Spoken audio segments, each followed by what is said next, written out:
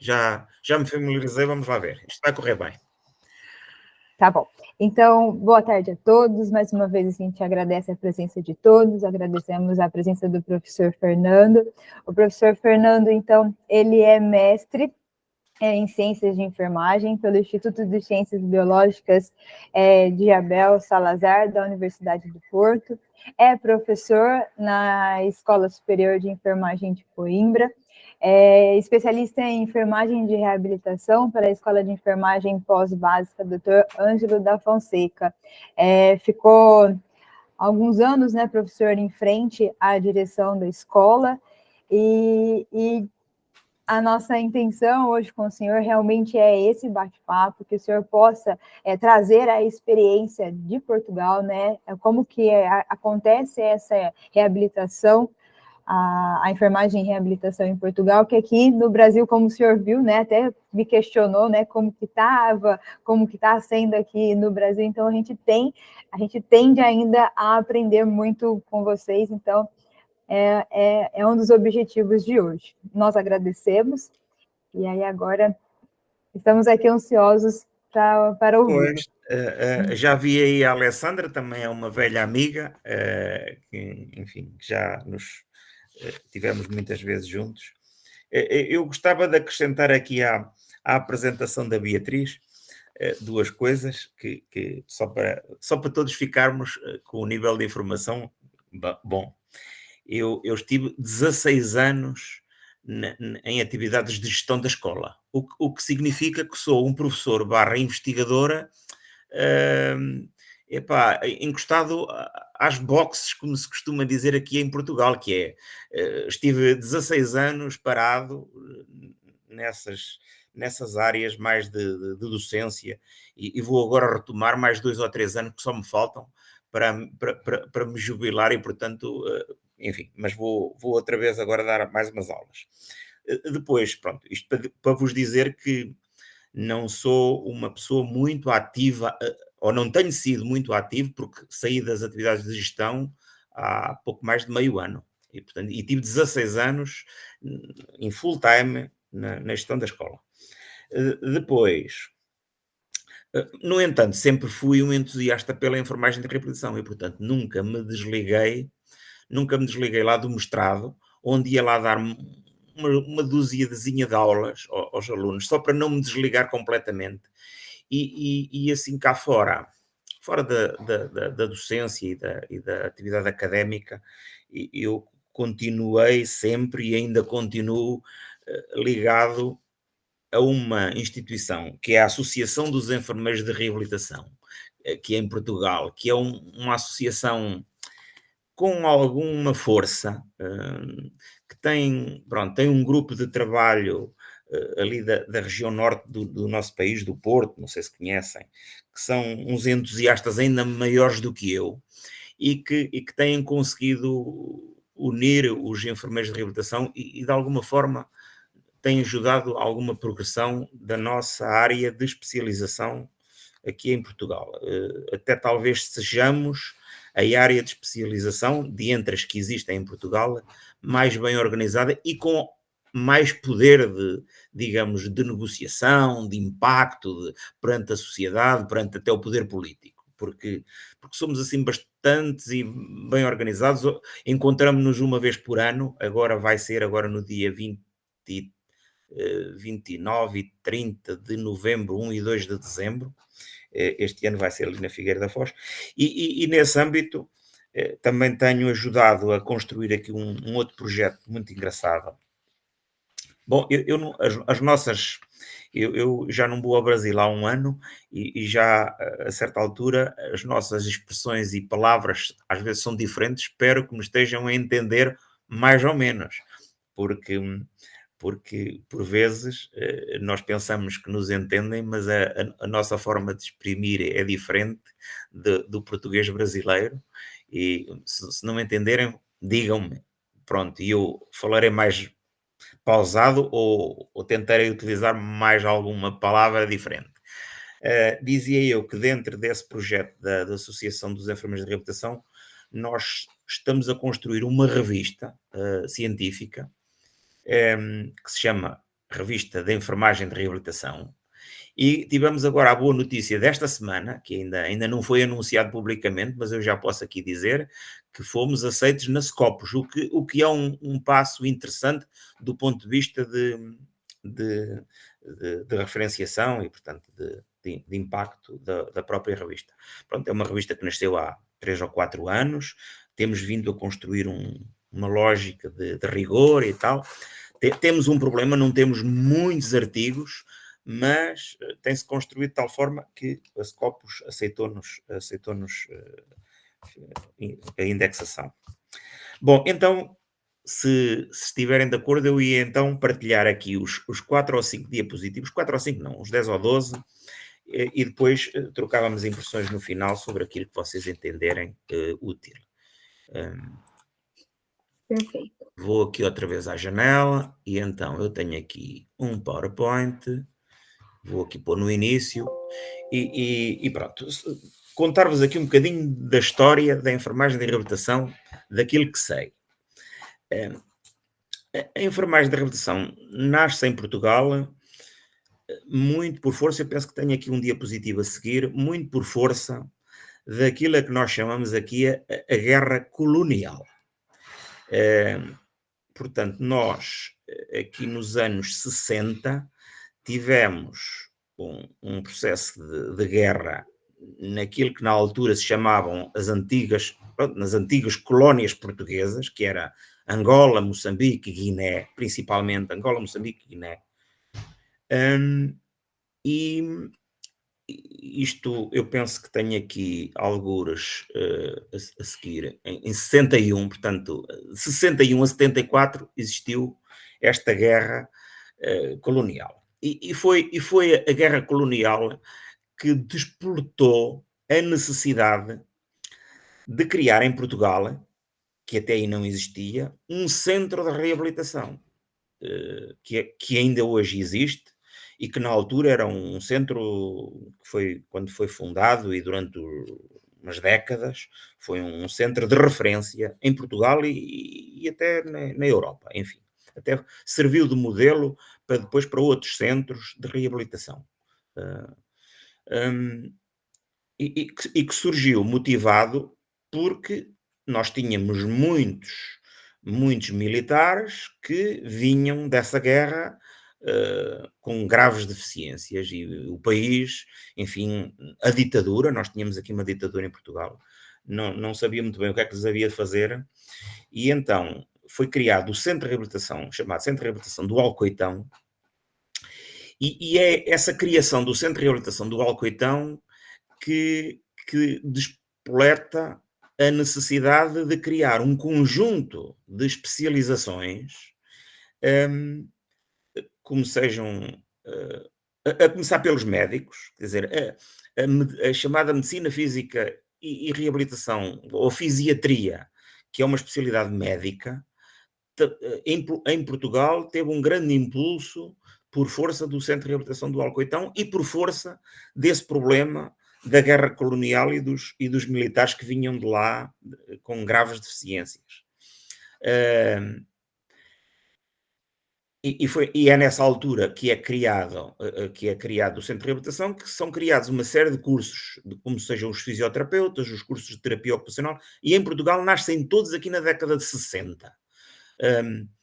Digamos, nós atribuímos a fundação da enfermagem de reabilitação a uma senhora que ainda hoje é viva, Maria de Lourdes Salas Luís, que era uma enfermeira, que foi fazer uma especialização nos Estados Unidos e que, quando lá veio, tinha que fazer logo um curso, e fez o primeiro curso de maio de 64 a setembro de 65. Portanto,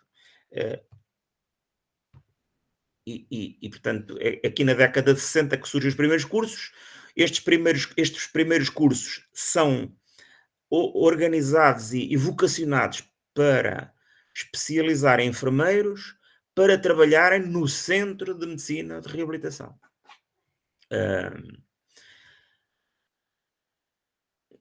Tenho aqui meia dúzia de dados sobre essa guerra. Reparem, um país muito pequenino como nós envolvemos 800 mil portugueses que foram combater para a África, ainda hoje, enfim, hoje já estão uma certa idade. Eu fui dos primeiros, portanto tenho 60, já tenho mais de 60 anos, e fui dos primeiros que não fomos, digamos, mobilizados para a guerra colonial, porque eu tinha 13 ou 14 anos, quando se dá aqui a revolução, chamada Revolução dos Cravos, em 74, porque até 1974 todos os jovens entre os 18 e 19 anos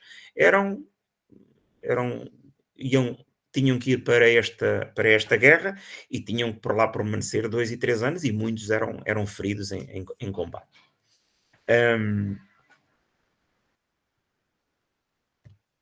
Dizia eu aqui que em 1974 já haviam muitos cientes das Forças Armadas e o país nem sabia bem o que lhe fazer, não é? Portanto, o curso de especialização que nasce nesta altura centra-se na prevenção de problemas de imobilidade, na prevenção de úlceras de pressão, que eram muitas nessa época, na integração de deficientes na comunidade, nas atividades de vida diária e muito nos cuidados com os lesionados medulares, porque nesta altura tinha havido bastantes desenvolvimentos, principalmente nos Estados Unidos, já muito a seguir à Segunda Guerra Mundial, e havia uma esperança de vida dos lesionados medulares bastante aceitável nos Estados Unidos, e em Portugal era baixíssima. Em Portugal e noutros países, provavelmente no Brasil. E então foi-se buscar muito o conhecimento dos Estados Unidos para aumentar esta esperança de vida dos lesionados medulares, principalmente daqueles que vinham da guerra de África. Evolução seguinte: os cursos de especialização foram evoluindo em Portugal ao longo dos anos. Portanto, o primeiro centrou-se no Centro de Reabilitação do Alcoitão. Em 1983 é o ano em que o governo decide criar cursos de especialização em enfermagem de reabilitação em Lisboa, Porto e Coimbra. Portanto, diversifica, cria as chamadas 13 escolas pós-básicas. Nesta altura já existiam outros cursos de especialização, mas para terem a ideia, nós temos hoje em Portugal, sim, 6 cursos de especialização que eu mais à frente vos mostrarei, que são os principais. Nesta altura eram fundamentalmente 2, era de saúde materna e obstetrícia, que é também uma especialização muito antiga em Portugal, e era o de reabilitação. Em 83 começam a surgir outros cursos de especialização. Depois, em 94, há uma outra reforma e permite-se que muito mais escolas em Portugal passem a desenvolver especialização em enfermagem de reabilitação. Nesta altura, entra a investigação, pedagogia e administração, componente técnica continuava centrada nas questões de reabilitação motora, eliminação intestinal e vesical, atividades de vida diária, autocuidados de pacientes de neurologia, lesionados medulares, doenças respiratórias e outras, pessoa deficiente e reinserção social e profissional. Os cursos, nesta altura, eram de 2 anos a tempo integral, com uma componente clínica forte de cerca de 50%, que ainda hoje é assim. Embora os cursos atualmente tenham só 1 ano e meio, a tempo integral, mas a componente clínica continua a ser de cerca de 50%.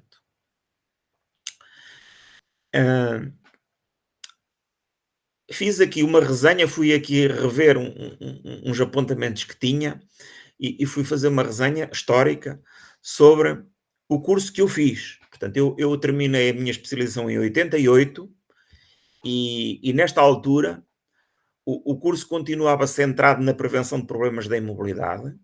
Havia grande ênfase para a adaptação e superação das incapacidades e nas atividades de adaptação do controle urinário, intestinal, etc. Relevo para atividades motoras e processos adaptativos e integração de deficientes na comunidade. Tinha sido introduzido há pouco tempo algumas questões de estudos de questões sociais e psicológicas. já estuda as questões da gestão do autocuidado, tema que é posteriormente mais desenvolvido. Hoje os cursos relevam muito as questões da gestão do autocuidado. Continuava a tratar o treino das atividades de vida diária. Havia muita ênfase na cinesioterapia respiratória, eu diria, por importação de uma visão francesa daquilo que é uma especialização em França, que não sei se já ouviram falar, que são os kinesioterapeutas, que não são enfermeiros, são os técnicos que trabalham em unidades de cuidados intensivos, etc., com os pacientes respiratórios, e que veio, digamos, essa componente para os currícula da especialização em enfermagem da reabilitação.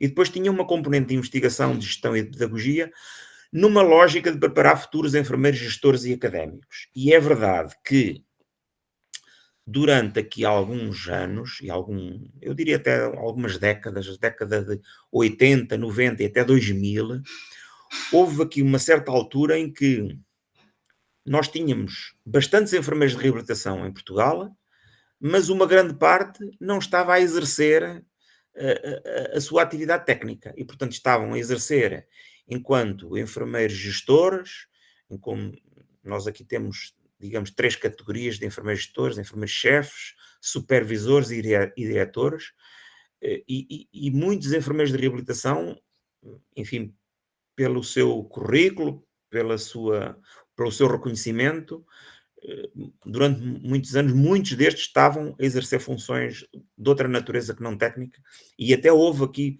na altura ali entre 2000 e 2005, uma dificuldade de encontrar enfermeiros de reabilitação em Portugal, porque muitos faziam o curso e rapidamente saíam do exercício técnico e iam para a gestão. Os mestrados de enfermagem de reabilitação surgem, eu penso que surgem em 2014, mas não tenho a certeza absoluta. Penso que 2014, 2015 surgem os mestrados, mas pode haver aqui alguma falha minha na pesquisa. Aumentam a componente de investigação, exigindo uma dissertação, um trabalho final com a investigação. Permitem o desenvolvimento de muitas publicações em Portugal. Foi um contributo muito bom para a produção do conhecimento. No entanto, não permitem o acesso ao título de especialista, ao título de enfermeiro especialista. E isto, eu não sei se sou capaz de vos explicar em poucas palavras, mas no fim depois podemos debater outra vez sobre isto. É curioso que nós em Portugal temos uma formação que se chama Curso de Especialização em Enfermagem de Reabilitação, que é padronizado e regulado por lei do Estado, pelo Ministério da Saúde, e que, digamos, quem o conclui fica com a competência para aceder a um título profissional que se chama de enfermeiro especialista. No entanto, o mestrado de enfermagem de reabilitação e outros mestrados, durante muitos anos, não deram a possibilidade de aceder a essa carreira profissional de enfermeiro especialista, porque não estava regulado pelo Ministério da Saúde. E, portanto, era um paradoxo. O que é que aconteceu? Aconteceu que as escolas faziam o seguinte truque. Faziam o curso de especialização e o mestrado como 2 cursos semelhantes ou quase clonados, quase iguais.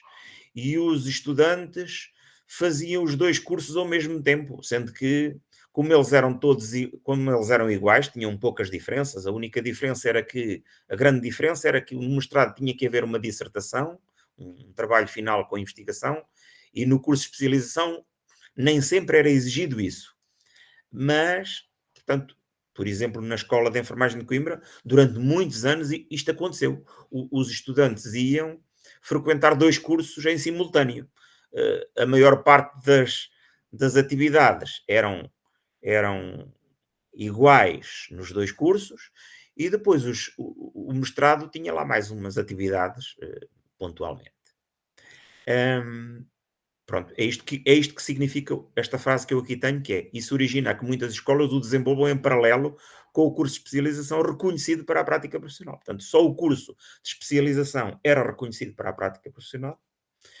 Isso agora está neste momento a mudar. Está neste momento a mudar, ainda não mudou completamente.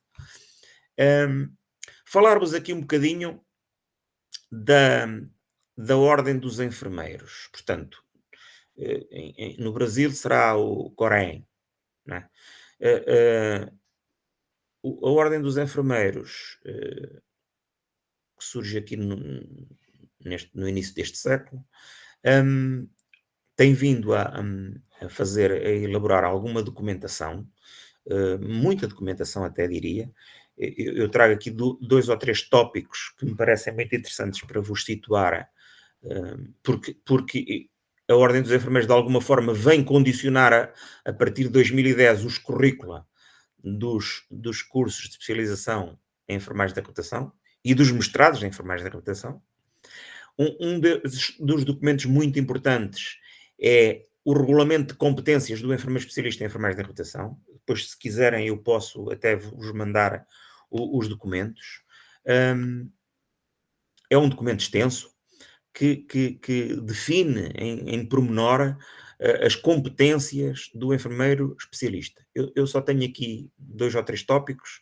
O artigo 4º, que diz que as competências específicas do enfermeiro especialista em enfermagem da recuperação são as seguintes: cuida de pessoas com necessidades especiais ao longo do ciclo de vida, em todos os contextos da prática de cuidados, capacita a pessoa com deficiência, limitação da atividade ou restrição da participação para a reinserção e exercício de cidadania, maximiza a funcionalidade desenvolvendo as capacidades da pessoa. Isto, digamos, são os 3 focos fundamentais que se exige ao enfermeiro especialista em enfermagem da reabilitação.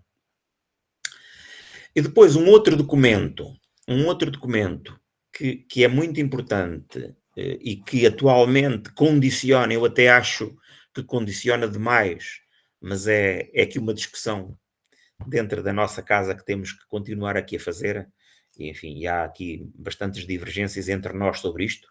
Eu sou bastante crítico a este programa formativo, embora ele tenha vantagens. Neste momento, a Ordem dos Enfermeiros, desde 2018, tem um programa formativo onde define em pormenor. Eu apresento-vos aqui sumariamente o esboço do programa formativo, que é exigido que as instituições de ensino respeitem para que os enfermeiros, no final do curso, sejam reconhecidos com o título de enfermeiro especialista. Ora, isto significa que as escolas tiveram que se condicionar a este programa formativo. Eu sou um pouco crítico porque acho que isto tem vindo a reduzir a inovação pedagógica, porque as escolas têm que se condicionar a este programa formativo, porque senão os cursos não são reconhecidos na prática profissional, e portanto, não sendo reconhecidos, os enfermeiros também não os vêm fazer. Isto depois, como se diz aqui em Portugal, é uma pescadinha de rabo na boca. Não há condições. Claro que teve a vantagem de uniformizar e de permitir que nós tínhamos aqui uma dispersão de cursos. Nós temos em Portugal cerca de 20 escolas que davam o título de enfermeiro especialista em enfermagem de reabilitação, isto em 2018, 17, 18. E havia muita diversidade, e em algumas escolas, digamos, a qualidade era questionável. Este programa formativo vem nivelar os cursos, eu até diria um pouco por cima, com um conjunto de exigências de conteúdos, porque este programa, como vocês vão ver a seguir, tem um conjunto de orientações de conteúdos mínimos, Claro que restringe alguma inovação pedagógica, restringe alguma capacidade das escolas proporem coisas optativas, etc. Enfim, mas estamos neste momento neste diálogo, estamos em 2023, estes programas estão agora a sair os primeiros enfermeiros por este programa. Na minha escola até estamos um pouco atrasados, vão sair os primeiros só no próximo ano, por este novo plano de estudos, condicionado por este programa formativo que saiu em 2018 e que são cursos de 18 meses, 50% clínicos e 50% teóricos, baseados em ECTS, enfim, penso que alguns de vós conhecem o termo, é um sistema de créditos europeu que permite a transferibilidade entre instituições do ensino superior europeias e este curso tem 90 ECTS. Isto está pequenino, vocês não vão aqui com certeza conseguir ler, não sei se conseguem, se alguém quiser dar o feedback, se consegue aqui perceber, mas pelo menos fica ali o PowerPoint, eu depois mando-vos o PowerPoint e quem tiver mais interesse, como veem, ou se virem, porque o texto está muito pequenino, este é o programa formativo que a Ordem dos Enfermeiros definiu para a especialização de enfermagem da reabilitação. Neste caso, para o mestrado de enfermagem da reabilitação, porque agora eles passaram a ser mestrados. Onde tem que haver um conjunto de áreas comuns. Quando se diz comuns, são comuns a outras especializações. Portanto, tem que haver 4 ECTS de enfermagem, 3 ECTS de investigação, 3 ECTS de gestão, 2 ECTS de ética e deontologia, em todos os cursos de especialização em Portugal. E depois outra reabilitação tem que ter estas áreas todas por aqui abaixo, com estes conteúdos concretos que têm que ser relevados nos planos de estudo, porque senão não são aprovados. Portanto, as escolas, quando propõem os planos de estudos, e há uma instituição em Portugal, que é uma agência de acreditação, enfim, e vocês no Brasil também têm aí, penso que é o INEP, não sei se é o INEP, mas aqui é a agência de acreditação designada habitualmente por A3Es, que aprova os planos dos cursos, e se os cursos não tiverem estes conteúdos, não são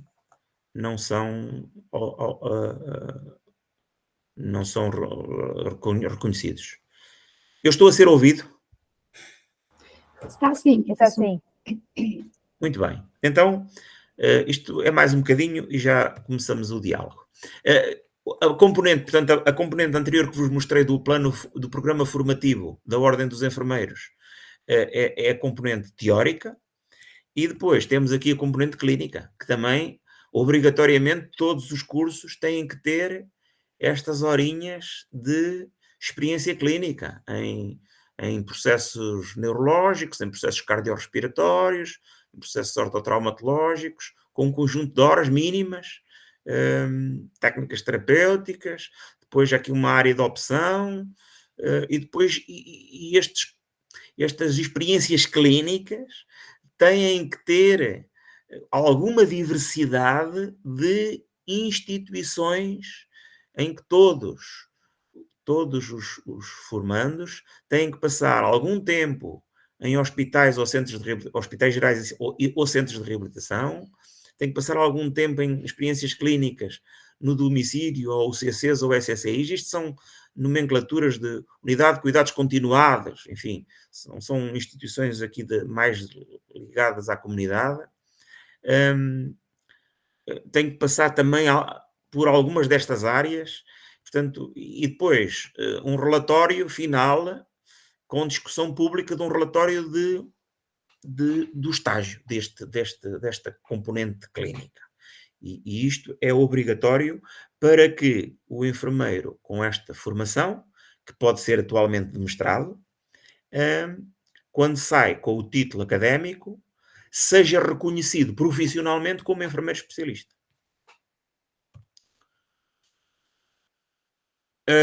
voltando um bocadinho atrás, a atuação do enfermeiro especialista em enfermagem de reabilitação, porque a Beatriz me tinha dito que era importante falar sobre isto. Eu diria que até os anos 70 centrou-se em enfermeiros do Centro da Medicina de Reabilitação do Alcoitão. A partir daí, os enfermeiros especialistas em enfermagem de reabilitação passaram a exercer funções primeiro nas neurologias e neurocirurgias, depois em ortopedias e pneumologias de hospitais gerais. Nos anos 70 e 80 tiveram muito impacto nos hospitais gerais e desde aí que têm um reconhecimento muito elevado. Granjearam um reconhecimento muito importante. Eu vou falar aqui num tópico muito, muito interessante que podemos dizer que existe em Portugal nos enfermeiros de reabilitação. Posteriormente passaram também a exercer funções em medicinas e outros serviços. Só nos anos 90 começaram a exercer funções na área de saúde comunitária, sendo hoje aí muito reconhecidos. Só nos anos 90 e porquê? Porque havia poucos. Havia poucas escolas. Só quando houve uma diversificação de formação desta área é que depois foi possível. E ainda hoje, digamos, eu diria que a enfermagem de reabilitação em Portugal continua a ganhar terreno, continua a criar necessidades em determinado tipo de unidades de saúde e de serviços onde antes não era necessário. Depois, entretanto, houve a abertura de outros centros de reabilitação em Portugal e aí os rácios são mais elevados.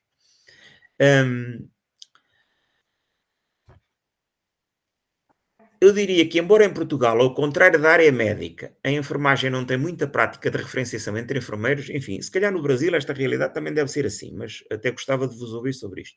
O que estou aqui a comentar é isto de eu ir a um médico e ele dizer-me assim, você era melhor ir ao especialista de cirurgia vascular. E eu depois vou ao da vascular e ele diz, é melhor também ir aqui ao da reumatologia. Portanto, eles referenciam uns para os outros. Em medicina isto é uma cultura da área médica, a referenciação, para alguém que sabe um pouco mais daquela matéria. Nós em Portugal, na enfermagem em geral, não temos muita cultura de referenciação, mas curiosamente, para a enfermagem de reabilitação, há alguma cultura, eu até diria que há muita cultura de referenciação. Eu acho que é pelo reconhecimento conquistado, mas o que é certo é que é muito frequente num hospital, num serviço de neurologia ou num serviço, dizer assim, este doente tem aqui que este tema, tem este problema. Se calhar era melhor chamarmos aqui o enfermeiro de reabilitação. E isto faz-se bastantes vezes, e principalmente em determinado tipo de tópicos, não é? Como sejam as disfunções urinárias ou intestinais, as úlceras de pressão continuam a ser embora, enfim, em Portugal a situação está bastante controlada neste momento. As questões da insuficiência respiratória também são normalmente referenciadas para enfermeiros de reabilitação e outras. Já noutras áreas de especialização em Portugal não há muita cultura da referenciação. Por exemplo, nós temos uma outra área de especialização em Portugal que é a enfermagem médico-cirúrgica e existe muito pouca cultura de referenciação. Porque, pronto, provavelmente porque o trabalho desses enfermeiros não são tão diferenciados como são os enfermeiros de reabilitação, que têm um trabalho um pouco diferenciado relativamente à enfermagem geral.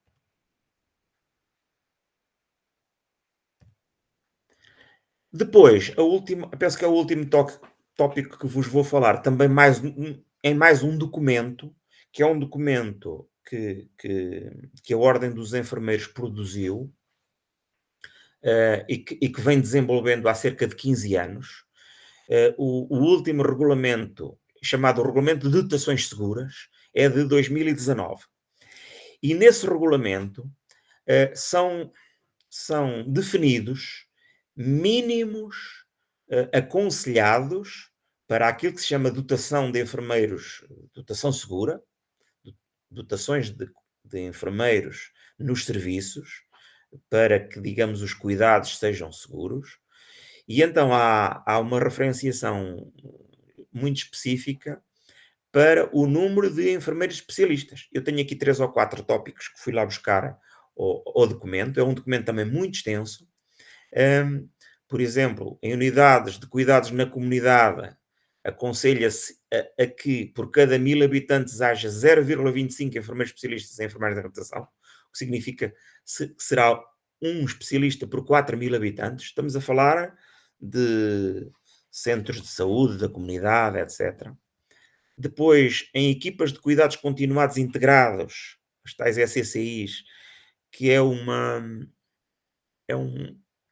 tipo de serviços na comunidade, como que seja um internamento em casa. Portanto, as equipas de cuidados continuados integrados pertencem ao Ministério da Saúde, pertencem ao Sistema de Saúde, e são equipas que existem e que garantem a assistência de um conjunto de utentes, de pacientes que estão como se estivessem internados em casa.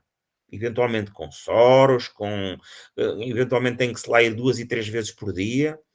E estas equipas de cuidados continuados integrados, aquilo que é aconselhado pelas ordens dos enfermeiros é que tenham 60% de enfermeiros de reabilitação.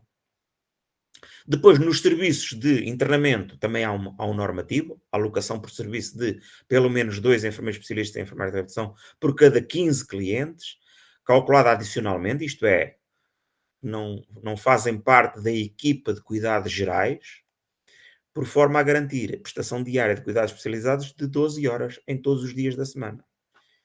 O que se preconiza é que haja, por exemplo, num serviço de medicina, num hospital geral, haja um enfermeiro de reabilitação das 8 da manhã às 8 da noite, todos os dias da semana. E depois há aqui mais um conjunto de normativos no documento das dotações seguras, todos relacionados com a enfermagem de reabilitação, porque eu só pesquisei essa parte. Portanto, nos serviços de internamento de medicina física e reabilitação, com doentes em fase subaguda, 75% dos enfermeiros sejam enfermeiros especialistas em enfermagem de reabilitação. Portanto, o Centro de Reabilitação de Alcoitão deve ter estes 75% neste momento, e os outros centros de reabilitação. Nas unidades de cuidados intensivos, em função do tipo de nível, adicionalmente a equipa deve integrar enfermeiros especialistas em enfermagem de reabilitação de modo a assegurar o rácio de 12 horas de cuidados de enfermeiros especializados por cada 8 doentes, por cada 8 pacientes. Finalmente, unidades de cuidados integrados, que são unidades onde há 3 tipos de unidades de cuidados integrados. São as unidades de convalescença, as unidades de média duração e as unidades de longa duração. Isto são unidades de saúde para onde drenam aqueles pacientes que estão nos hospitais gerais e que já não é necessário estarem nos hospitais gerais. E se necessitam de alguma reabilitação, vão para as unidades de convalescença. Se necessitam de alguns meses de apoio, vão para estas de média duração ou para de longa duração. Em cada uma destas unidades está preconizado um determinado rácio de enfermeiros de reabilitação. Isto não se está a cumprir completamente, mas tem havido uma aproximação. Parece-me que tem havido uma aproximação bastante interessante destes números. Finalmente, o último diapositivo, só para terem uma ideia do número de enfermeiros em Portugal, que deve ser assim mais pequenino que o vosso estado. Enfermeiros inscritos na Ordem dos Enfermeiros em 2022 em Portugal eram 81.000, especialistas 24.000, portanto cerca de 30% dos enfermeiros são especialistas, e destes 24.000, cerca de 21% são de reabilitação. Portanto, tínhamos em 2022 inscritos na ordem 5.164. É evidente que destes 5.164, provavelmente aqui alguns 500 ou 700 estarão a exercer funções de gestão, porque ainda há um número grande, elevado, de enfermeiros especialistas da reabilitação que estão a exercer funções de gestão, mas também nessas funções às vezes também fazem bom trabalho, e é este o panorama que temos em Portugal. E eu agora, enfim, deixava-vos a palavra e para comentarem e questionarem o que entenderem.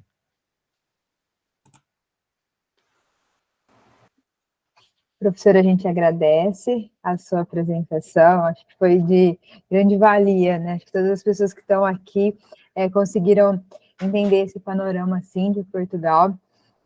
Existe ainda uma grande diferença entre os nossos países, né? Principalmente quando a gente fala do enfermeiro especialista e ainda também se registrar na ordem dos enfermeiros como especialista, né? Eu acho que a gente tem essa diferença aqui no nosso país quando a gente fala, né?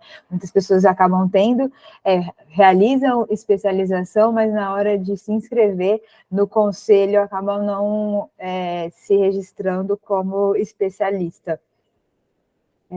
Então a gente deixa aberto, se alguém gostaria de fazer. Eu já comentava uma coisa, Beatriz, que é assim, em Portugal também existe agora também é bastante recente, porque até aqui há 4 ou 5 anos atrás, digamos, o estudante, o enfermeiro saía da escola com o curso de especialização ou com o mestrado de reabilitação, de enfermagem de reabilitação, e depois tinha que esperar por uma vaga no seu hospital, por um concurso no seu hospital, para aceder à categoria de enfermeiro especialista. Atualmente, desde que a instituição tenha vaga, ele acede logo e fica com um aumento de vencimento. Sucede, porém, que as instituições de saúde do Serviço Nacional de Saúde, e agora temos que dividir aqui aquilo que nós em Portugal temos, que será o equivalente aí ao SUS, enfim, nós temos SNS, Serviço Nacional de Saúde, que é diferente na privada, não é? E no Serviço Nacional de Saúde é obrigatório, para se trabalhar nessas categorias, o título da ordem. E, portanto, o enfermeiro tem que fazer a formação na escola, tem que a seguir ir à ordem pedir o título respectivo de enfermeiro especialista e só aí é que pode exercer no hospital. Se houver vaga, é direto. Pronto. Neste momento digamos, oferece uma remuneração um pouco superior. Não vos sei dizer quanto é, mas é capaz de ser para aí uns 300 euros. Eu ouvi dizer que era por aí. Aqui, professor, acaba sendo parecido, né? O enfermeiro, quando ele sai da graduação, ele vai até o Corém, tira o seu registro, e aí ele fica só como enfermeiro, porque sem esse registro ele não consegue trabalhar. Mas aí, para ele ser reconhecido, então, como especialista e trabalhar como especialista, deveria ele estar também registrado no conselho. A gente tem uma instituição, que é a EBSER, que ela também é a que rege, ela administra a maioria dos hospitais universitários do nosso país. Ela tende a solicitar, né? Os concursos delas são mais direcionados, ou você entra como especialista nas áreas especialistas, ou se não, só como enfermeiro assistencial. É acho que dos únicos hospitais que eu conheço, assim, não é, Maria Angélica? Alguém que, se puder também me ajudar.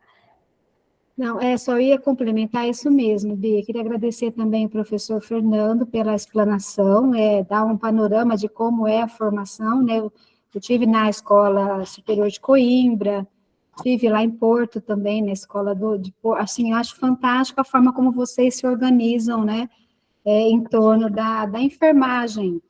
E aqui nós também não formamos no mestrado enfermeiro especialista, né? Então, quando ele faz o mestrado, ele também não é enfermeiro especialista, ele é um enfermeiro mestre. Para ele se tornar especialista, ele precisa necessariamente ter a formação do especialista e reconhecido essa especialização no conselho de enfermagem, e assim também as demais profissões da área da saúde, né? Que elas são também regulamentadas. Mas eu queria fazer uma pergunta para o professor Fernando, não sei se de repente também mais alguém queira estar perguntando. Eu fiquei curiosa quando o senhor fala sobre até a questão de referência, né, dos enfermeiros para outro especialista, se eles atuam em algum serviço específico de enfermagem, algum ambulatório, e por isso eles recebem esses pacientes que são referenciados, essa é uma pergunta. E como tem sido aí na realidade de vocês, o atendimento multiprofissional a esses pacientes que necessitam de reabilitação. Se existe uma integração das demais profissões para o atendimento, e em que momento que isso acontece?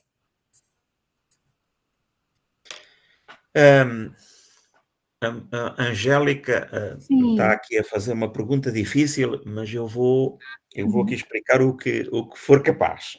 Tá, tranquilo. Bom, primeiro, sobre a referenciação, eu quando falo de referenciação, genericamente, não estou a especificar no ambulatório, estou a pensar, embora também possa ser no ambulatório,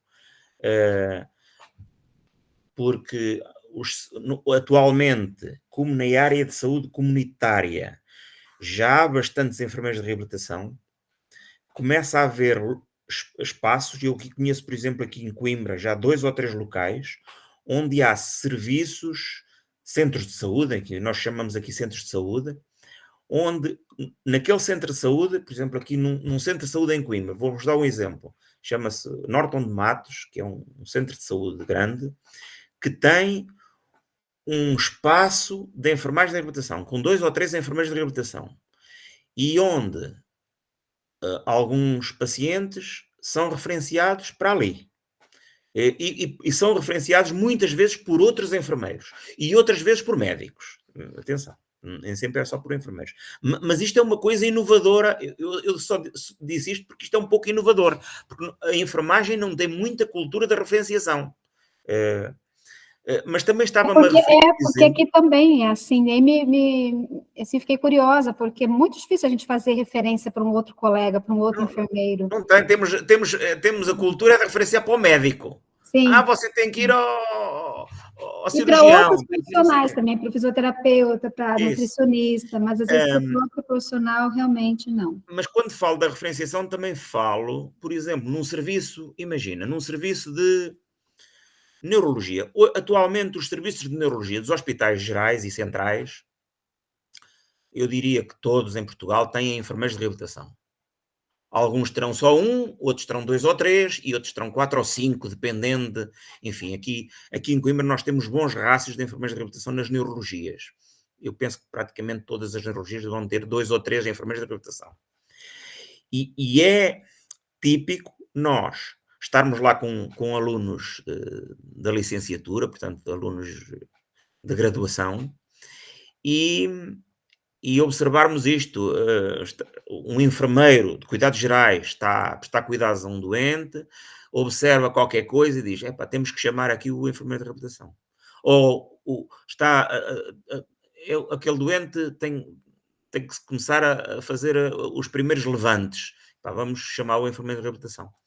E isto é já um pouco habitual. E por isso é que eu relevo este tema como um tema que acho que tem que ser trabalhado, porque, como digo, nós não temos muita cultura da referenciação. Agora, da segunda questão, que a Angélica tratou assim, não sei se costuma ser tratada por Angélica. Não, Angélica. Estou a ler o seu nome aqui. Fala é mais delicada, que é a questão do atendimento multiprofissional. E vocês não me fizeram assim a pergunta direta, mas eu subentendo do seu comentário, que é como é que se compatibiliza o trabalho do enfermeiro de reabilitação com o fisioterapeuta. Bom, e há algumas áreas de coincidência, digamos. Se nós fizéssemos um gráfico, íamos encontrar uma zona de coincidência entre o trabalho do fisioterapeuta e do enfermeiro de reabilitação. E eu diria, para vocês ficarem conscientes da situação, que, incluindo em Portugal, existem alguns espaços onde há alguma confusão entre enfermeiros de reabilitação e fisioterapeutas. Portanto, nem tudo é pacífico. Embora na maior parte dos hospitais onde há as duas áreas, porque onde não há as duas áreas é tudo pacífico. Onde há as duas áreas, às vezes, nem sempre é tudo pacífico. É claro que quando há administrações fortes, pacificam-nos com regras. Por exemplo, aqui em Coimbra, no Hospital Central de Coimbra, que é um grande hospital com 1.500 camas para aí, portanto é um grande hospital em Portugal, está bastante pacificado, porque há uma regra que é: os fisioterapeutas não vão aos internamentos, estão lá num serviço autónomo. Portanto, quando os pacientes precisam de determinado tipo de técnicas de fisioterapia, são encaminhados para o serviço e vão ao serviço de fisioterapia. Portanto, quando o paciente precisa de determinado tipo de cuidados de reabilitação, mas ainda não pode sair do serviço, não é o fisioterapeuta que presta, portanto, é o enfermeiro da reabilitação.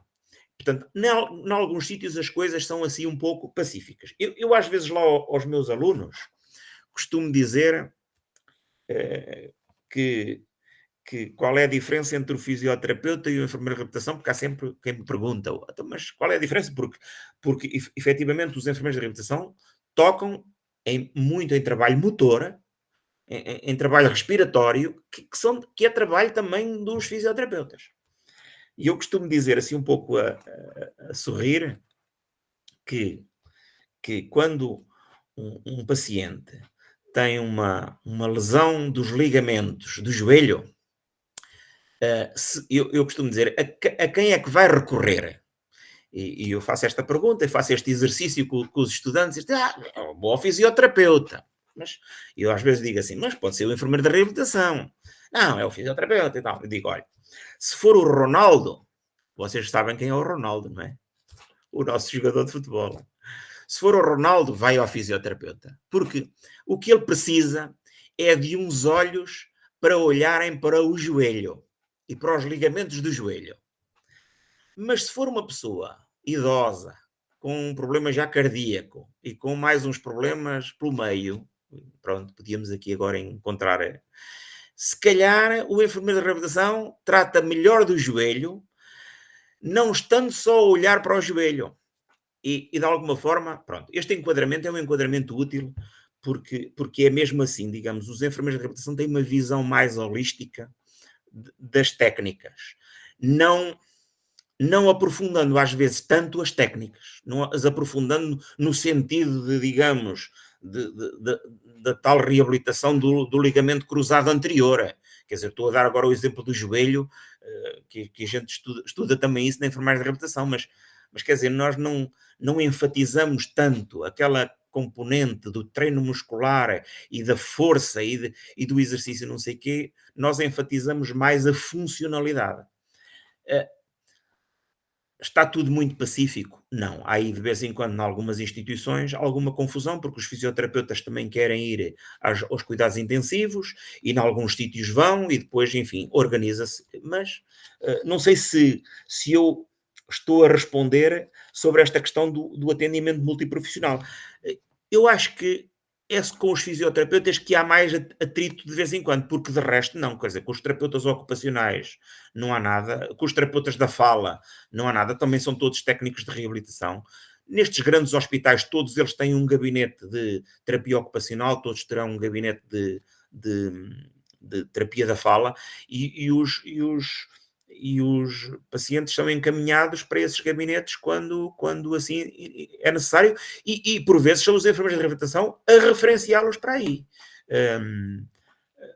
Nos hospitais, digamos, de reabilitação, nos centros de reabilitação, pronto, as coisas aí ainda estão mais específicas, quer dizer, aí de facto há serviços de terapia ocupacional, há serviços de fisioterapia, há ginásios de fisioterapia. Mesmo nos ginásios de fisioterapia, nós temos aqui um centro de reabilitação na proximidade de Coimbra, que é o Centro de Reabilitação do Centro, chama-se Centro de Medicina e Fisioterapia do Centro, designado por Rovisco Paes, que aqui já junto ao mar, ali num sítio muito bonito, passam-se lá umas férias maravilhosas, e em que eles têm ginásios de reabilitação onde convivem fisioterapeutas e enfermeiros de reabilitação.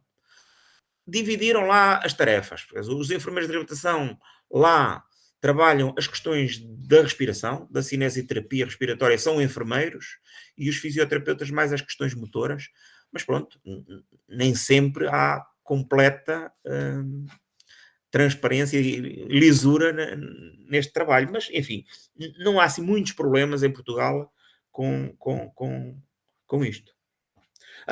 Ainda queria aqui tocar num ponto. A Beatriz falou qualquer coisa e alguns de vós provavelmente não conhecem, e isto é uma limitação e é uma virtude. Nós em Portugal temos reconhecidas como especializações clínicas 6. Isto é, mesmo que as escolas queiram fazer outros cursos de especialização, como a minha, que faz lá cursos de pós-graduação disto e daquilo, pode-os fazer, mas depois não são reconhecidos na prática clínica, porque nós na prática clínica, por decreto governamental, temos 6 áreas clínicas, eventualmente irão aparecer a breve prazo outras, mas neste momento temos 6. É a reabilitação, eu agora estou a resumir: reabilitação, saúde materna, saúde infantil e pediatria, saúde mental e psiquiatria, médico-cirúrgica e saúde comunitária. Pronto. E são estas 6 áreas que são reconhecidas profissionalmente. Ora, isto depois traz um condicionante enorme para as instituições de formação, porque a escola pode ter muito interesse em fazer agora um curso de especialização em diálise. Vou dar um exemplo de que é uma coisa reivindicada aqui em Portugal. Em diálise. Nós temos muito interesse, mas depois não temos candidatos. Porque como este curso não vai ser reconhecido profissionalmente, os enfermeiros não estão interessados em vir frequentar. Ou marginalmente, o interesse é marginal. E então estes cursos de pós-graduação têm que ser sempre de curta duração. E aí existem alguns interessados em frequentar cursos de curta duração de coisas mais específicas. Agora, cursos assim mais estruturados em Portugal há 6, porque são os que são reconhecidos profissionalmente.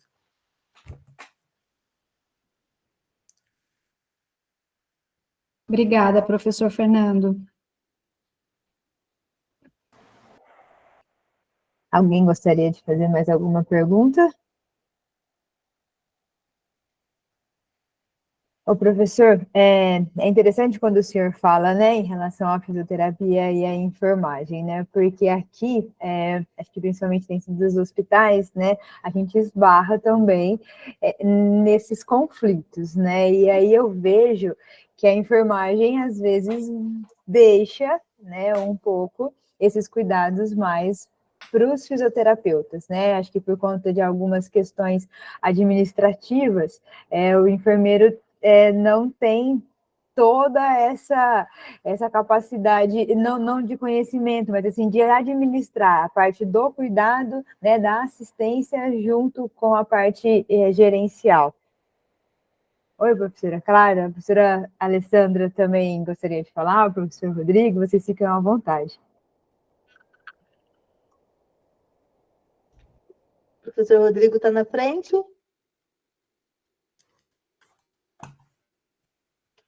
Professor Fernando, que gosto de Pode ficar à vontade, professora. Primeiras damas.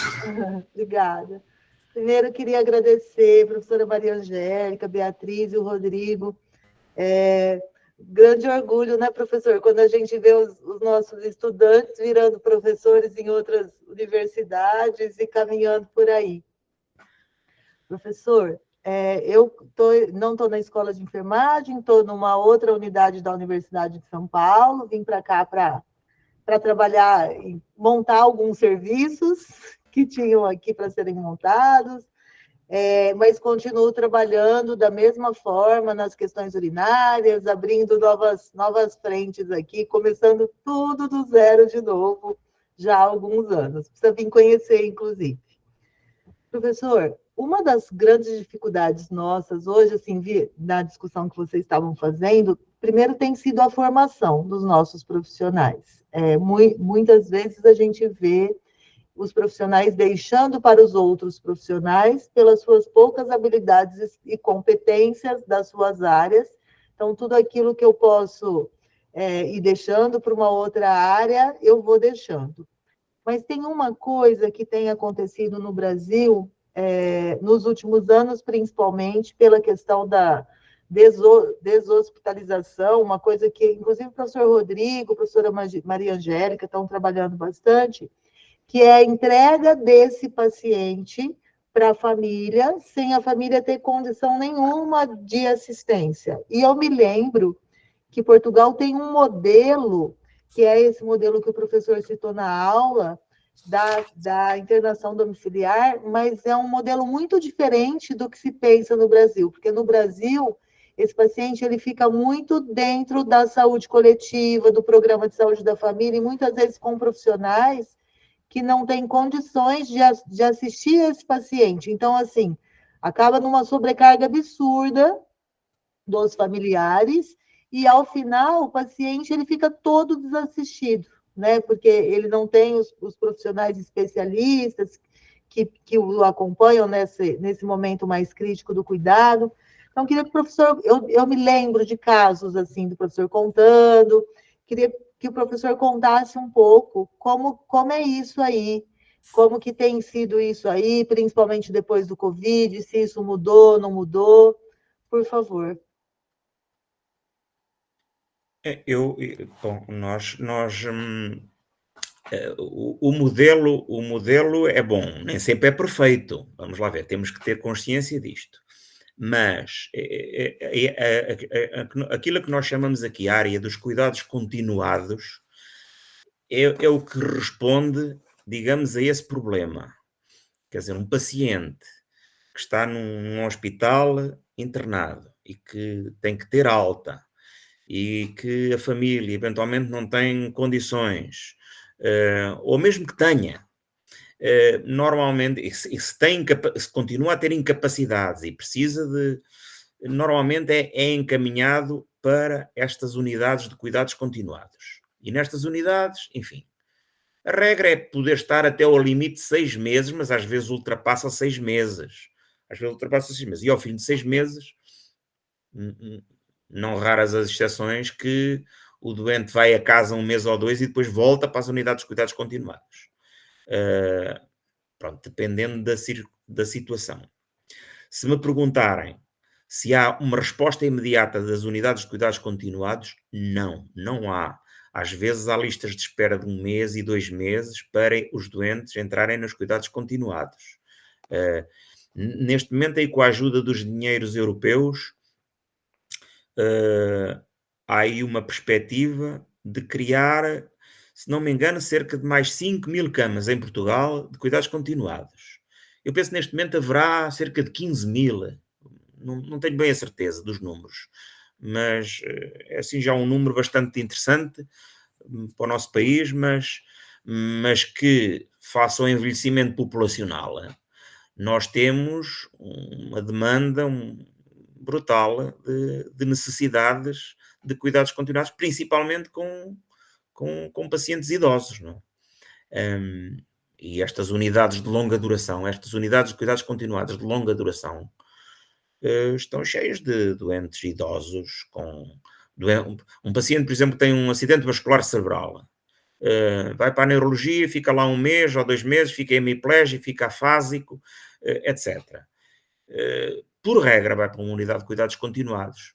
Às vezes na primeira fase vai para uma média duração, depois no fim tem alta e depois tem que ir para uma de longa duração, e enfim, e ao fim de algum tempo, pois se, digamos, a solução final para um doente incapacitado e que este sistema já não responde, são unidades privadas que as há com participação da Segurança Social para aquelas situações mais em que já não há potencial nenhum de reabilitação, mas enfim, Portugal vai tendo uma resposta minimamente aceitável, sendo que às vezes não é no momento, na hora certa, e há listas de espera, e há situações em que, por exemplo, os pacientes ficam nos hospitais centrais até haver uma vaga nos cuidados continuados.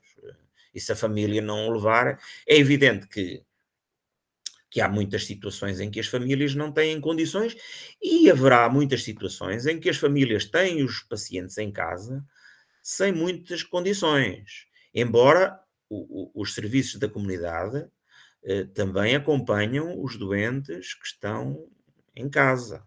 Mas há bastante, até há estudos interessantes sobre o stress familiar e sobre a sobrecarga dos cuidadores. Quer dizer, a certa altura já é um paciente que está com incapacidade, e é o cuidador que também já está completamente a precisar do enfermeiro especialista de saúde mental. Não sei se é muito referenciado, acho que não, mas que havia de ser. Portanto, nem tudo é perfeito, e pronto, e o país também funciona em função da situação económica. Isto tem tudo a ver com a economia. No próximo, agora em Portugal está-se a discutir o Orçamento Geral do Estado para 2024. Na nossa Assembleia da República estão lá a discutir o orçamento. O Ministério da Saúde vai levar a mais 2 ou 3 mil milhões de euros, mas depois aquilo vai ser consumido num aumento dos enfermeiros pouco achito, um grande aumento dos médicos, os medicamentos aumentam 10% todos os anos, ou 15%, é uma loucura, e depois às vezes não sobra para outro tipo de coisas, e o país vive dos limites orçamentais que tem. Mesmo assim, nós não podemos dizer que temos um sistema de saúde mau. Nós temos um sistema de saúde bastante resiliente, Inclusivamente temos uma resposta de saúde muito interessante, que é o descanso do cuidador. Isto a propósito da Alessandra, e já agora cumprimento, olha, já não havia há muito tempo, tenho muito gosto em revê-la. Nós temos aqui uma figura que é o descanso do cuidador, que é assim, um paciente que está em casa e é cuidado lá pela sua esposa, ou pelo seu marido, ou pelo seu filho, ou pela sua filha, tem direito por ano a 1 a 2 meses de internamento numa unidade de cuidados continuados, digamos, com o propósito de fazer descanso do cuidador. Portanto, graciosamente, portanto, sem pagar. Isso é muito interessante, não é? Eu, inclusive, eu tenho a minha mãe ao meu cuidado. Por acaso tenho uma pessoa que me ajuda a cuidar dela, e, portanto, ela ainda está em casa dela. Estive lá hoje de manhã, e agora ficou lá a Paula, que é a senhora que ajuda a cuidar e fica lá a maior parte dos dias com ela. Mas este ano, pronto, a Paula tirou um mês de férias e eu coloquei a minha mãe numa unidade de cuidados continuados 1 mês. Ela não gostou muito, porque ela ainda está boa na sua cabecinha e tal, mas pronto. Mas depois, como tinha lá o irmão também nesse sítio e tal, lá ficou mais ou menos. E correu até bem. Mas pronto, isto é para vos dizer que temos algumas respostas muito interessantes. Agora, nem tudo é perfeito. Não, nem tudo é perfeito. E temos agora fugindo um bocadinho ao tema, o maior problema neste momento é as urgências em Portugal. O maior problema da saúde neste momento é as urgências. Por causa do interface, que é a resposta comunitária, nem sempre é mais correta ou mais profunda. Os pacientes vão aos centros de saúde com o seu problema, com a dor aqui na perna. E o médico do centro de saúde não consegue fazer um raio-x logo nesse dia. E então, pronto, o doente vai para as urgências fazer um raio-x. Portanto, estão 60% ou 70% dos doentes que estão nas urgências são aquilo que chamamos falsas urgências. Então, as urgências estão completamente, não sei, nós dizemos aqui, entupidas. E de vez em quando criam uma ruptura. Para além depois de alguma confusão, que anda uma greve dos médicos e tal. Mas a urgência aqui em Coimbra está preparada para assistir entre 250 e 300 urgências por dia. Está a receber 700, 800 urgências por dia. Nós vamos lá e são capazes de lá estar. E depois ficamos lá 3 ou 4 ou 5 horas para ser atendidos porque mistura-se uma urgência a sério com uma dor numa perna e com uma coisita, uma dor que já anda lá há 3 ou 4 dias. Enfim, é o maior problema neste momento que está assim a emergir em Portugal. Mas pronto, vamos vivendo, mais ou menos. O Rodrigo eu já estive com o Rodrigo ainda algumas vezes. Já Sim, não me lembro professor. há quantos anos? Há quantos anos? Acho que já tem aí uns 8 anos já. Estava na finalização do doutorado, né? Mas queria cumprimentar o professor pela explanação, é um gosto, né, tê-lo aqui conosco, né? A gente revive um filme, né, aí que a gente, né, dos nossos trabalhos, da nossa parceria.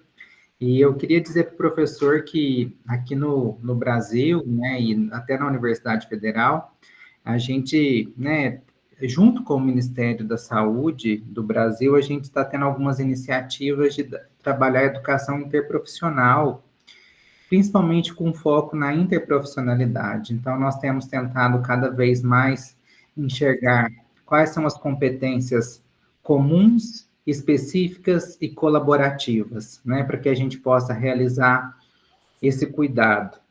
E isso tem sido um desafio, professor, porque quando a gente senta, né, aqui nós temos nutricionistas, enfermeiros, fisioterapeutas, terapeutas ocupacionais. Quando a gente senta junto para a gente fazer esse exercício de mapear as competências, é meio que difícil, mas depois a gente consegue ver o quão importante é, principalmente aí na formação, a gente, né, estar junto, mas conservando os nossos saberes específicos e tentando mapear o que a gente pode fazer, principalmente de forma colaborativa, né? A gente percebe que muitas das vezes o paciente tem um monte de profissionais ao redor, mas mesmo assim ele ainda está, digamos assim, com uma necessidade de cuidado, né? Então nós temos tentado trabalhar, e os meninos aqui, né, vários deles têm se empenhado em trabalhar o projeto terapêutico singular, né, que a gente fala o PTS aqui no Brasil, nos mais diversos cenários, né, seja na atenção primária, secundária, terciária, sempre nesse sentido de ter esse envolvimento em equipe. Mas a gente confessa que não é fácil, estamos tentando, né?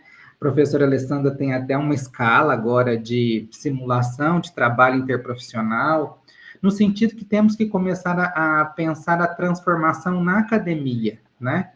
O problema aqui no Brasil é que ainda a formação é muito fragmentada, né? A enfermagem na casinha da enfermagem, a medicina na casa da medicina, a farmácia, e depois nós temos que trabalhar todo mundo junto. E aí, quando vai trabalhar todo mundo junto, a gente vê que existe carência dentre a formação, né? Por exemplo, recentemente eu tive a oportunidade de estar com os alunos da farmácia. E aí, quando a gente fala de saúde pública, a gente vê que aqui na nossa universidade, né, na graduação de farmácia, do farmacêutico, esse conteúdo é muito pobre, assim como, por exemplo, na psicologia, uma psicologia muito voltada para os recursos humanos e não para a área da saúde. Então, aqui na nossa universidade, a gente tem tentado, com esse movimento, incentivo do Ministério da Saúde, tentar encontrar como realizar essa educação interprofissional. E aí eu queria perguntar para o professor se aí em Portugal a gente tem algumas iniciativas de educação interprofissional, se tem alguma coisa que a gente possa procurar também. Eu posso lhe responder assim, de forma simples, não temos. Infelizmente não temos. Fala-se nisso há muitos anos. Houve um grande incentivador já falecido em Portugal, que era uma pessoa de referência mundial, que era o professor Nuno Grande, no Porto, que tentou no ICBAS, no Instituto de Ciências Biomédicas Abel Salazar, onde eu fiz o mestrado, e foi a única experiência que foi feita com uma tentativa prática, séria, de fazer educação multiprofissional, que foi no ICBAS. Mas nunca e ele era médico, nunca conseguiu lá meter os médicos. Portanto, havia unidades curriculares, disciplinas comuns a uma série de cursos no ICBAS, de nutricionistas, de enfermeiros, de farmacêuticos, etc. Mas os médicos nunca aderiram a esse propósito. E, portanto, houve essa ideia do professor Nuno Grande, pequenas experiências, há por aí algumas pequenas experiências de unidades curriculares comuns, mas tudo muito ténue e, de facto, nós trabalhamos muito na base, como você dizia, das capelinhas. Nós dizemos aqui nas capelinhas. É a capelinha daquele e do outro e do outro. Infelizmente é isso. Houve, na área da simulação, e a Alessandra sabe mais disto do que eu, na área da simulação, houve aqui algumas tentativas de colocar os médicos e os enfermeiros a fazerem experiências de simulação conjuntas nos centros de simulação, e chegou-se a tentar fazer centros de simulação comuns, e houve aqui uma experiência em Coimbra, aqui há uns anos atrás, do falecido José Carlos Martins, que a Alessandra conheceu, não sei se o Rodrigo também conheceu, que tinha muito boa relação com a equipa de simulação da área médica, e houve umas pequenas experiências mais ligadas aqui, assim, às vezes a uns congressos, etc., de colocar a simulação conjunta. Porque era, por exemplo, num bloco operatório era decisivo haver um trabalho conjunto, ou em outros serviços, enfim. Mas não, em Portugal, de facto, não estamos longe de trabalhar bem a formação dos profissionais, de forma a que eles venham a trabalhar de forma conjunta. Mas obrigado, professor. Só para saber que pé que Portugal está, é um desafio mesmo para todos nós. A gente vê que é um chamado da Organização Mundial da Saúde, mas ainda é um desafio para todos nós, né? Mas a gente tem tentado fazer alguma coisa por aqui. Fazem bem, eu acho que sim. Já agora, vocês são todos da mesma universidade? Tirando a Alessandra, não é? A Alessandra é de outra guerra, não é? Sim. E os restantes são todos da mesma universidade? A maioria são, mas outros não. Nós temos professores de outras áreas do Brasil também. A professora Maria Angélica sabe falar mais. Mas nós temos aqui mestrandos, residentes, né? Nós temos uma reabilitação multiprofissional. Então, nós temos aqui profissionais de várias áreas, nutricionistas, enfermeiros, fisioterapeutas, terapeutas ocupacionais, né? Então, nós temos aqui vários profissionais, dentre os mestrandos, professores também, né, de outras zonas do Brasil, e a professora Alessandra, mas eu, Beatriz, Maria Angélica e a professora Fernanda também somos da mesma unidade, da mesma universidade, mas campus, professora Beatriz está num campus diferente. Ali pertinho, a 500 quilômetros, não é? Bem isso, professor. É bem isso, professora. Eu sempre me lembro de uma enfermeira brasileira que estava aqui num congresso em Coimbra e dizia, então onde é que você está? Você arranjou alojamento, portanto o hotel? É pertinho, é em Sintra. Sintra, em Portugal, são 200 quilómetros, é muito distante, mas para brasileiro é pertinho. Vocês têm vários campos, não é? Eu fiz aí uma visita rápida ao vosso site e percebi que vocês têm vários. Temos Campo Grande é o primeiro, né? Daí, primeiro, assim, é o maior, daí temos aqui Dauana, Coxim, Três Lagoas, Corumbá. A enfermagem fica em Campo Grande, em Três Lagoas e em Coxim. Nós temos 3 cursos vinculados à Universidade Federal de Mato Grosso do Sul. E ainda vinculado à nossa universidade, nós temos um mestrado em enfermagem, aqui no nosso instituto integrado, em Campo Grande, e o mestrado em enfermagem em Três Lagoas. Temos o mestrado profissional em saúde da família, que ele é um mestrado diferente do nosso, que é acadêmico, e ele agrega vários profissionais de saúde. E aí temos as residências, a residência multiprofissional em reabilitação e a residência multiprofissional, é clínica outra, Fernanda? Clínica, né? Em cuidados críticos. Cuidados críticos. Que são mais... E a residência em obstetrícia, são 3 residências, que é uma modalidade de especialização, mas ela é mais prática, ou seja, os residentes permanecem o tempo todo nos campos de atuação prática com bolsa, né? Eles têm um salário para estudar e trabalhar.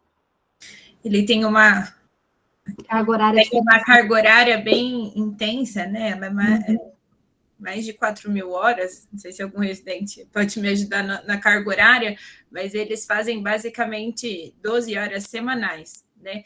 Aí divididos entre as aulas teóricas e o movimento prático, né?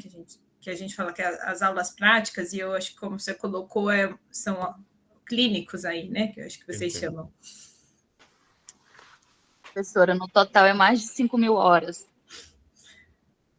A gente, é mais de 5.000 e a gente pensa, né, que o nosso curso de graduação ele está em torno de 4.000 e a residência ela é mais intensa e mais específica.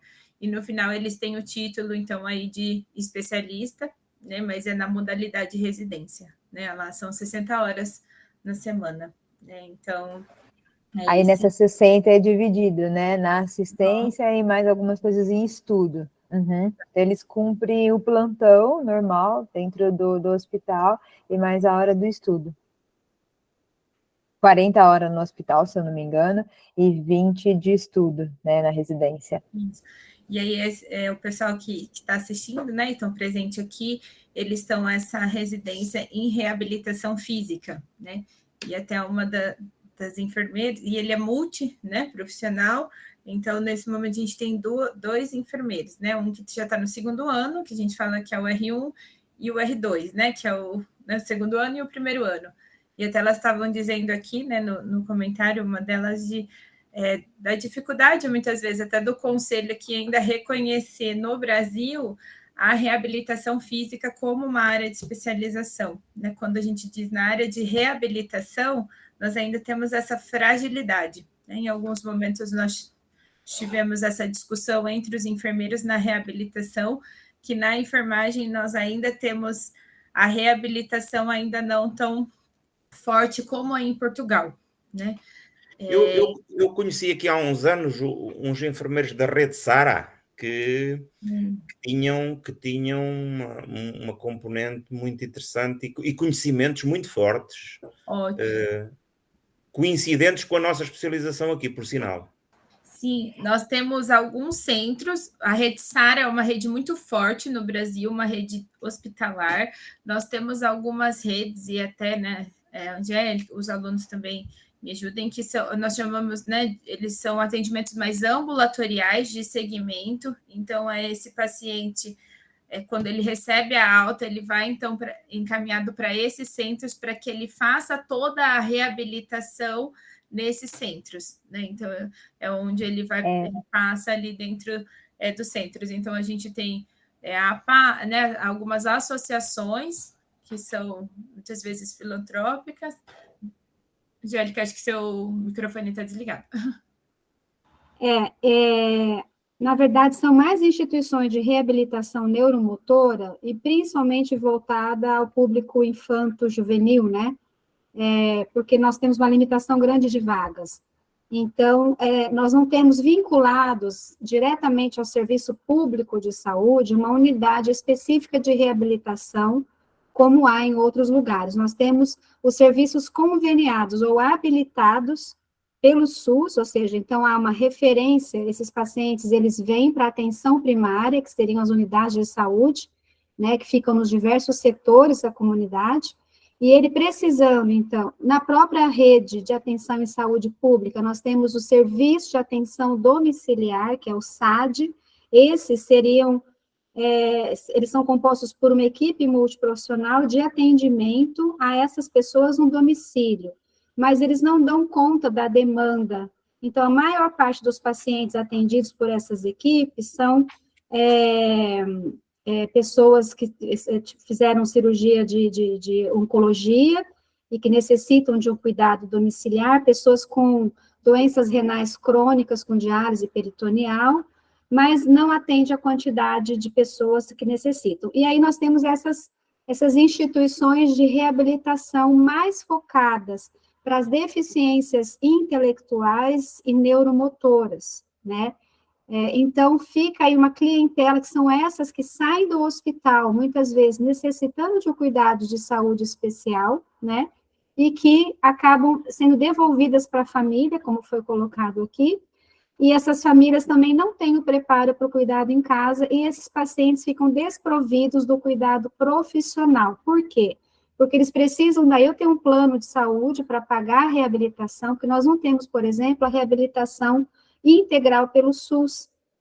Muitas vezes é um acompanhamento, é uma avaliação, mas não é em forma de terapia de reabilitação, de cuidados terapêuticos. Não sei se ficou claro. O professor, é diferente do estado de São Paulo, não sei se o senhor lembra quando foi em Ribeirão, que nós fomos lá no Centro de Reabilitação do Hospital das Clínicas, né? No estado de São Paulo, a gente tem a rede do Simão Toro, que é uma rede de reabilitação, né? E lá em Ribeirão temos uma das unidades, né? Que é um centro de reabilitação. Ele funciona ambulatorial, né? Então, quando temos, né, alguns ambulatórios dentro do Hospital das Clínicas que atendem também dentro do centro de reabilitação, mas quando o paciente ele chega, né, a gente fala assim que ele entra no centro de reabilitação, ele é atendido por todos os profissionais dentro do centro, né? Então aí nós vamos ter a TO, a físio, a gente tem a enfermagem, aí tem algumas áreas médicas que também acabam fazendo todo o atendimento, mas aí a enfermagem ela fica voltada para a parte de curativo, estomas e a parte do cateterismo. Posso só colocar, não sei se está dando para me ouvir? Está dando sim, tá? Uhum. Então, boa tarde, professor Fernando. Meu nome é Caroline, eu sou professora do Centro Universitário Faculdade de Medicina do ABC Paulista, que fica, né, na região metropolitana aqui de São Paulo. Mas eu queria colocar um pouquinho sobre a minha experiência do Sul, porque eu não sou daqui, eu sou do Sul do país. Esse programa que a professora Maria Angélica colocou, né, que é o SAD, eu trabalhei alguns anos nesse programa, né, e lá no Sul, né, no município de Londrina, no Paraná, e lá, o nosso município, a gente conseguia fazer esse acompanhamento dos pacientes no domicílio de uma forma um pouco mais intensa, um pouco mais completa, né? Mas isso também por um investimento, lógico, tem uma verba do Distrito Federal, né, do Ministério da Saúde, que é o Melhor em Casa, mas a prefeitura também subsidiava, né, o município subsidiava também esse atendimento. Então, nós tínhamos equipes que atendiam as variadas patologias. Então, a gente tinha uma equipe só para pacientes com oncológicos, né? Então, a gente tinha uma equipe só para HIV/AIDS, né? Então, a gente conseguia fazer a deshospitalização. A gente buscava nesse paciente, a gente conhecia esse paciente na rede hospitalar, e aí a gente começava, juntamente com o hospital, fazer a capacitação desse cuidador para levar esse paciente para casa. E a gente tinha outras diversas equipes com atendimento de crianças, a gente tinha muita criança com condições neurológicas, e também idosos, sequelados de AVE, entre outras patologias diversas. Então, a gente conseguia fazer esse retorno para casa e acompanhar aí a médio e longo prazo. E com uma equipe multiprofissional. Então, nós tínhamos enfermeiros, o técnico de enfermagem, que nos acompanha aqui no Brasil, médico, fisioterapeuta, psicólogo e assistente social, né? E tinha uma farmacêutica que dava também um suporte para todas as equipes, né? A farmacêutica a gente tinha uma só para suporte. A gente tinha uma sede, tinha ambulância e veículos para fazer essas visitas. Então, a gente fazia visitas mais intensas no começo, quando o paciente chegava em casa, depois a gente ia espaçando essas visitas. Mas são poucas as cidades no Brasil que oferecem esse modelo de atendimento. E mesmo assim, a minha experiência, eu vejo que isso encarece muito a vida da família, né? Então, além da parte, todo o desgaste que o senhor falou do cuidador, a parte financeira pesa muito, né? Pensando que a maior parte dos nossos pacientes são carentes. Então, este cuidado domiciliar, ele acaba aumentando muito os custos da família. A gente conseguia ajuda em relação aos materiais, aos medicamentos, mas mesmo assim aumentava muito o custo. A gente tinha nutricionista também, que acompanhava os pacientes. Carol, só para complementar, tem um grupo grande, né, os professores que pesquisam bastante o SAD aí no Sul, então realmente a gente vê que tem alguns estudos pilotos e que funciona melhor, né, não toda a sua capacidade, todo o potencial que o programa, né, foi formado, mas que é uma estratégia que a gente tem que realmente estar implementando cada vez mais na rede. Muito bom, obrigada. Ainda mas em Porto Alegre também era muito forte o SAD. Forte, né? Ai, que bom. Uhum. E nós fizemos um estudo aqui que foi vinculado à região centro-oeste, também sul, né?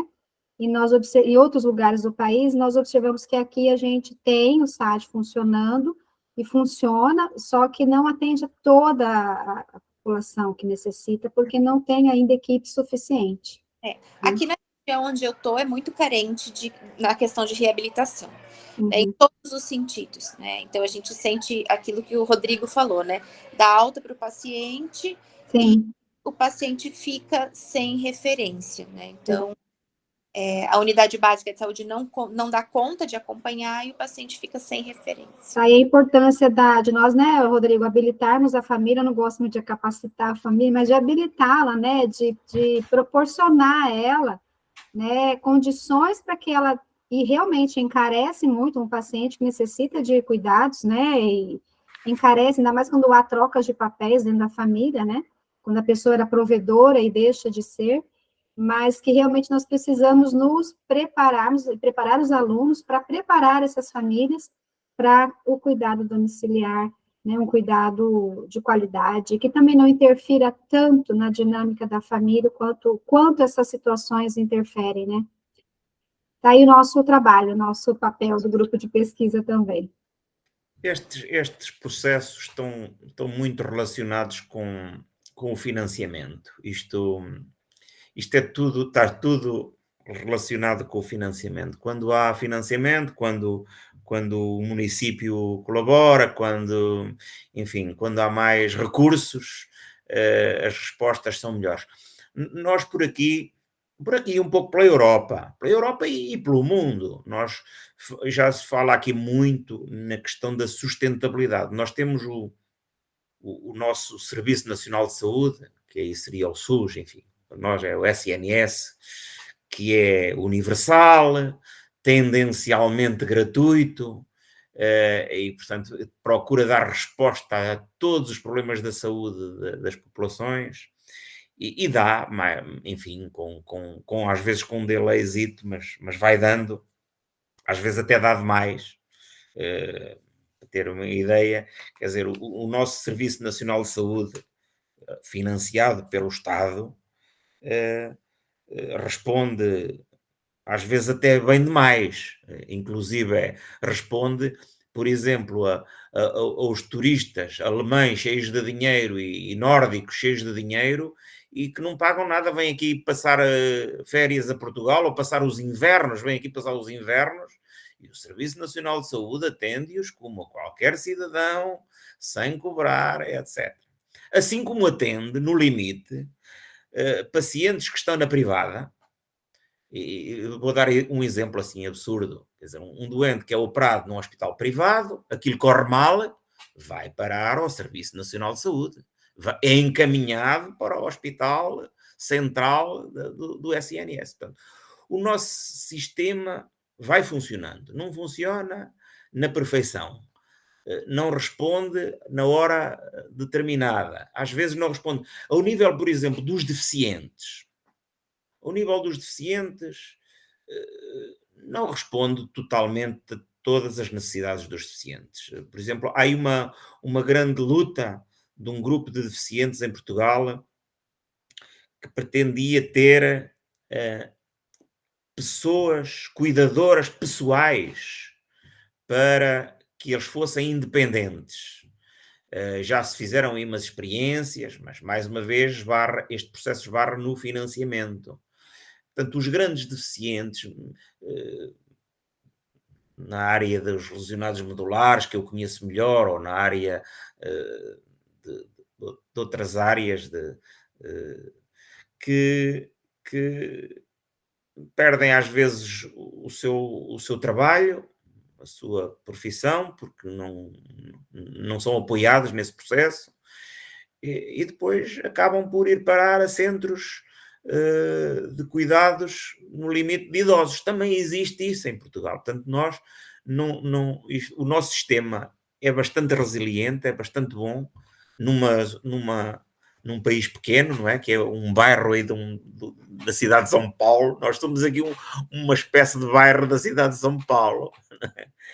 A Carolina trabalha em São Paulo, não é? Sim, trabalho no ABC Paulista, que são as cidades que ficam ao redor de São Paulo. São Paulo é maior do que Portugal 2 vezes, não? Portanto, nós, na nossa dimensão, nós temos aqui uma solução ainda relativamente boa, e comparado com